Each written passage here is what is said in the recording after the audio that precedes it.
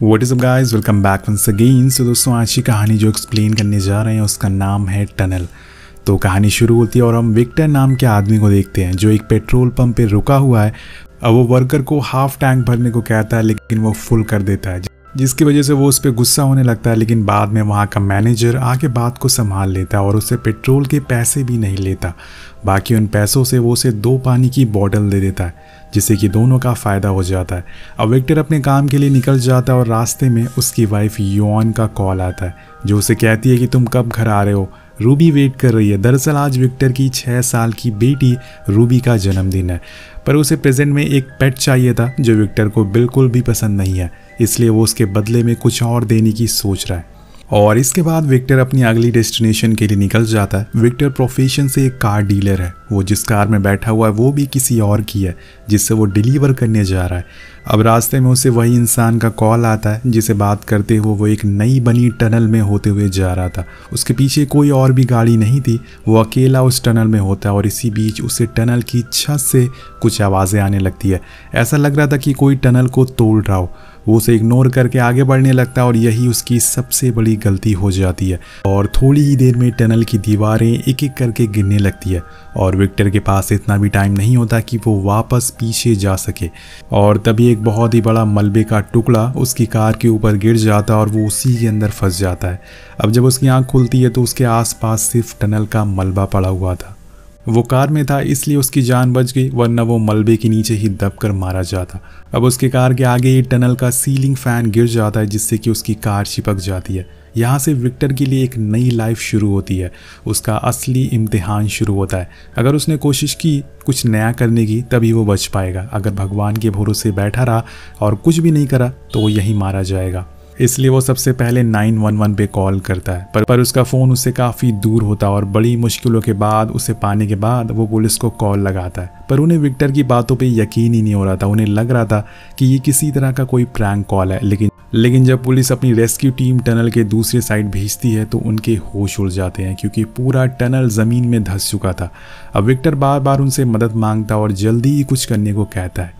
इसके बाद ये न्यूज़ पूरे शहर में आग की तरह फैल जाती है। अब युआन जो कि विक्टर की वाइफ है, जब वो टीवी खोलती है तो उसे भी ये न्यूज़ देखने को मिलती है। लेकिन जब उसे पता चलता है कि उसके अंदर उसका हस्बैंड विक्टर फंसा हुआ है तो वो बहुत ही ज़्यादा घबरा जाती है। लेकिन अब जो करना है वो विक्टर को ही करना पड़ेगा और तभी वो बाहर निकल पाएगा। लेकिन जिस जगह पे वो फंसा हुआ है वहाँ से निकलने में तो कई दिन लग जाएंगे। तब तक क्या वो सरवाइव कर पाएगा या नहीं, ये तो आगे पता चलेगा।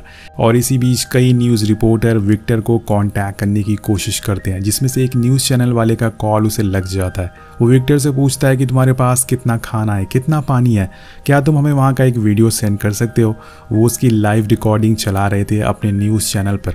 और तभी वहाँ पर डैन नाम का रेस्क्यू ऑफिसर आ जाता है और उन न्यूज़ रिपोर्टर को डांटता है कि तुम लोगों को ज़रा भी फिक्र नहीं है अंदर वो किस हालत में फंसा हुआ है। उसे अगर कुछ हुआ तो उसकी जिम्मेदारी तुम्हारी होगी। तुम लोगों को सिर्फ अपनी टीआरपी की पड़ी है और वहाँ से उन्हें भगा देता है। अब टेंट के अंदर जाने के बाद डैन को विक्टर का कॉल आता है जिसमें वो उसे गुस्से में कहता है कि तुम लोग कहाँ हो, मुझे बचाने क्यों नहीं आ रहे हो।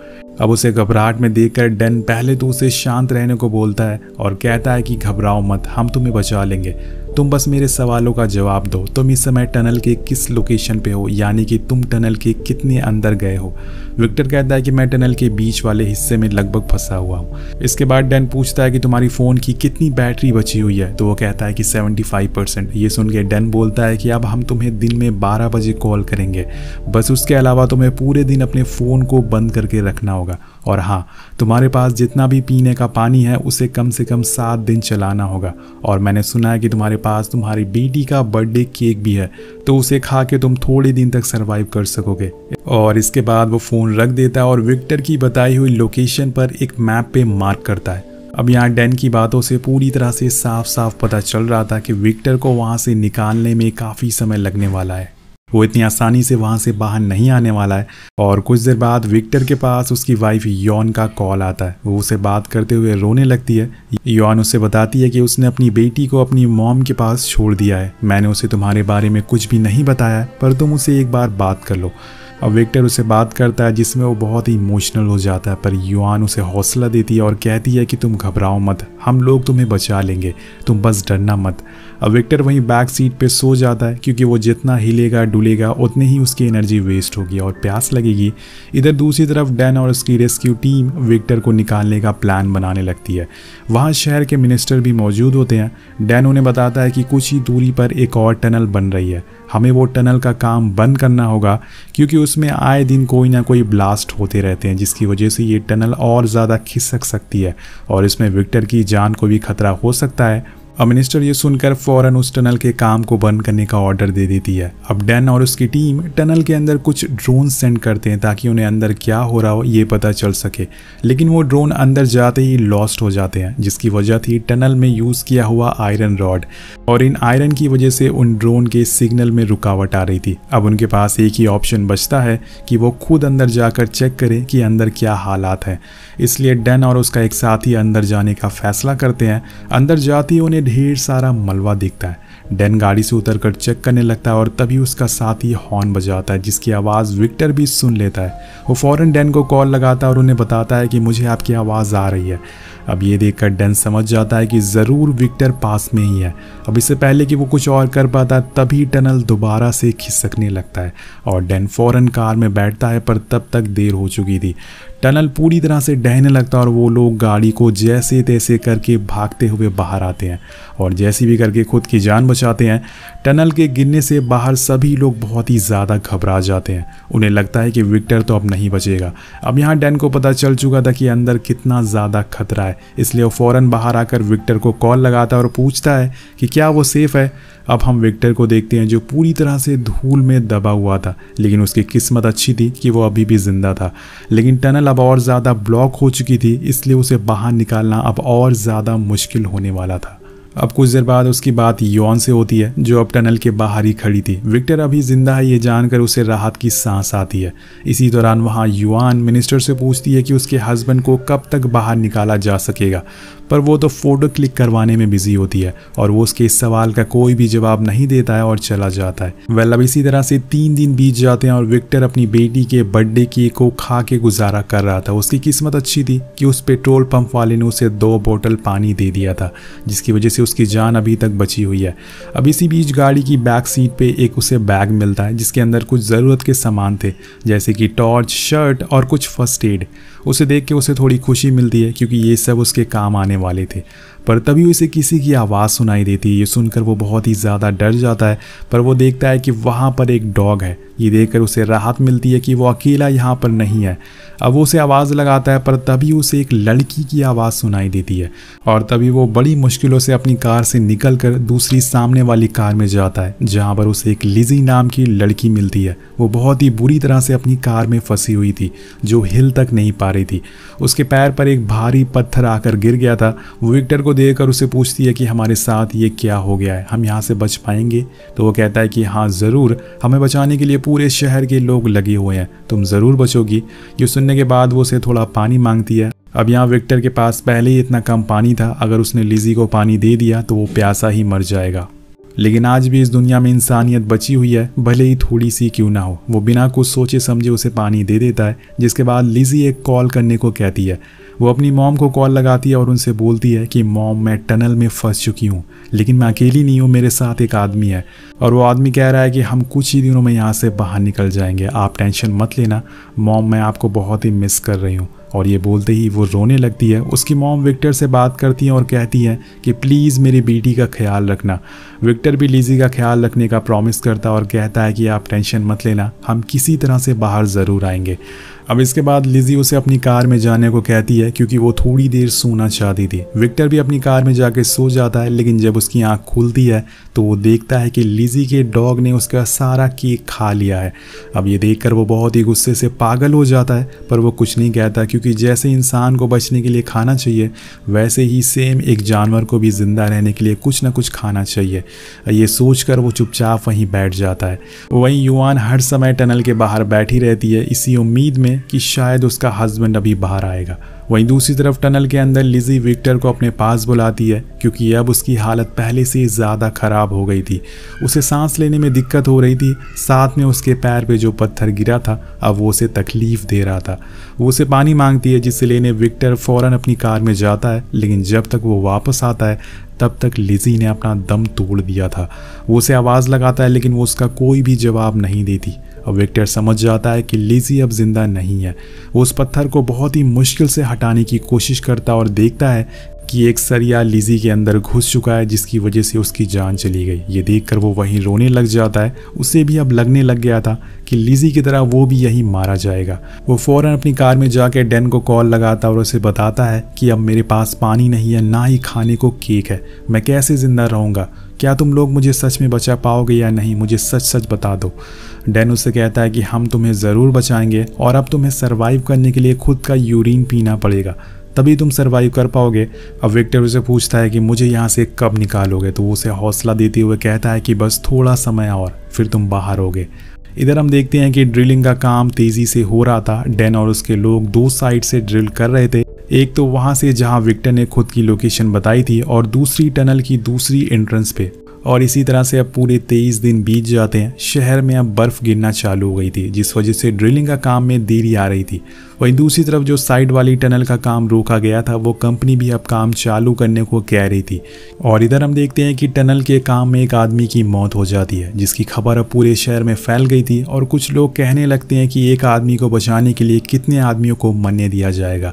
इधर विक्टर अब पूरी तरह से फ्रस्ट्रेट हो चुका था, इसलिए वो छोटी सी जगह से बाहर निकलने की कोशिश कर रहा था। और इधर हम देखते हैं कि ऊपर सभी लोग बहुत ही खुश होते हैं क्योंकि अब फाइनली उस टनल को ड्रिल कर लिया जाता है और सभी लोग बहुत खुश थे, अब विक्टर की जान बच जाएगी। अब डैन विक्टर को कॉल करता और पूछता है कि क्या तुम्हें कोई ड्रिल दिख रही है, तो विक्टर कहता है कि नहीं है। और तब जाकर इन्हें पता चलता है कि इन लोगों ने गलत जगह पर ड्रिल कर दिया है और इनकी पूरी मेहनत बर्बाद हो चुकी है। अब ये सुनकर विक्टर पूरी तरह से टूट जाता और उसे घबराहट के दौरे पड़ने लगते हैं। तभी यौन उसे बात करती है और कहती है कि तुम डरो मत, हम तुम्हें किसी तरह से बाहर निकाल लेंगे, चाहे कुछ भी हो जाए। लेकिन विक्टर सच जानता था और यहाँ अब उसकी फ़ोन की बैटरी भी ख़त्म हो चुकी थी और ये देखकर युआन का दिल पूरी तरह से टूट जाता है और वो वहीं ज़मीन पर गिर जाती है।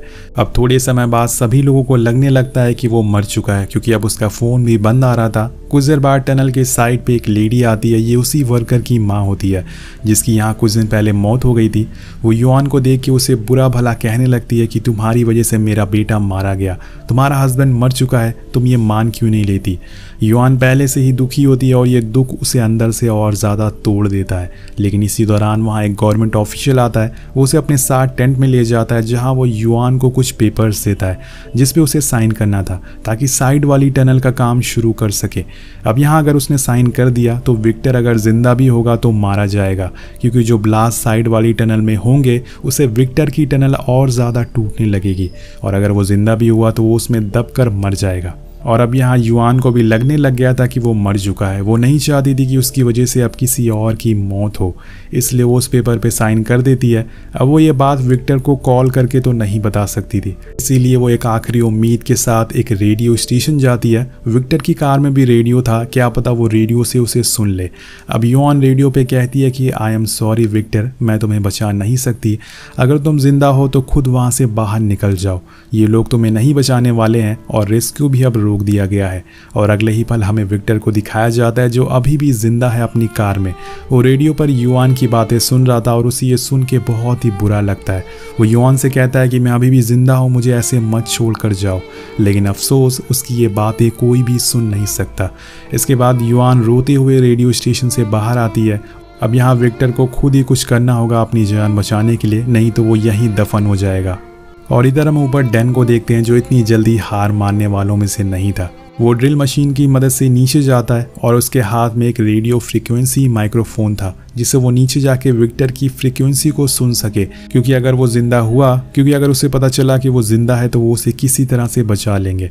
वो एक आखिरी कोशिश करना चाहता था। इधर नीचे वहीं विक्टर अब छोटी सी जगह से बाहर निकलने की कोशिश करने लगता है, पर इसी बीच वहाँ पर ब्लास्ट होना शुरू हो जाते हैं जिससे डैन को ऊपर खींच लिया जाता है, पर इसी दौरान उसका माइक्रोफोन नीचे गिर जाता है। वहीं विक्टर ब्लास्ट से परेशान होकर कार का हॉर्न तेज तेज बजाने लगता है। वो पूरी तरह से मलबे में दबता जा रहा था। लेकिन तभी यहाँ पर एक चमत्कार होता है। जो माइक्रोफोन नीचे गिरा था, डैन हॉर्न की आवाज़ से अपने हेडफोन में उसे सुन लेता है और फिर क्या था दोस्तों, वो फौरन साइड वाली टनल के ब्लास्ट को रोक देता है और सभी लोगों में एक उम्मीद और खुशी की लहर दौड़ पड़ती है कि डैन अभी भी जिंदा है।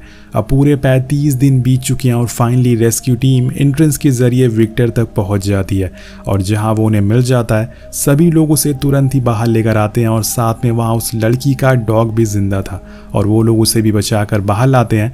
अब बाहर पूरे शहर की मीडिया खड़ी थी विक्टर की एक झलक पाने के लिए। विक्टर को देखकर युआन उसे गले से लगा लेती है और रोने लगती है और उसे माफ़ी मांगती है क्योंकि उसने उसे मरा हुआ मान लिया था। सारे मीडिया वाले विक्टर की एक झलक पाने के लिए लड़ रहे थे, पर यहाँ उसे सबसे पहले हॉस्पिटल की ज़रूरत थी।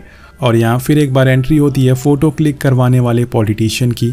अब एक गवर्नमेंट ऑफिशियल आके डैन से कहता है कि विक्टर को थोड़ी देर रोकर रखो, वो एक मिनिस्टर आ रही है। तब और विक्टर को उनके साथ ही लेके चलना ताकि पब्लिक को पता चल सके कि मिनिस्टर ही नीचे जाके विक्टर को बचाया है। ये सुनकर विक्टर डैन के कान में कुछ कहता है और सभी उसे पूछने लगते हैं कि विक्टर ने उससे क्या कहा। डैन कहता है कि उसने मुझसे ये कहा है कि तुम सभी कमीने हो और यहाँ से जितनी जल्दी हो सके निकल जाओ।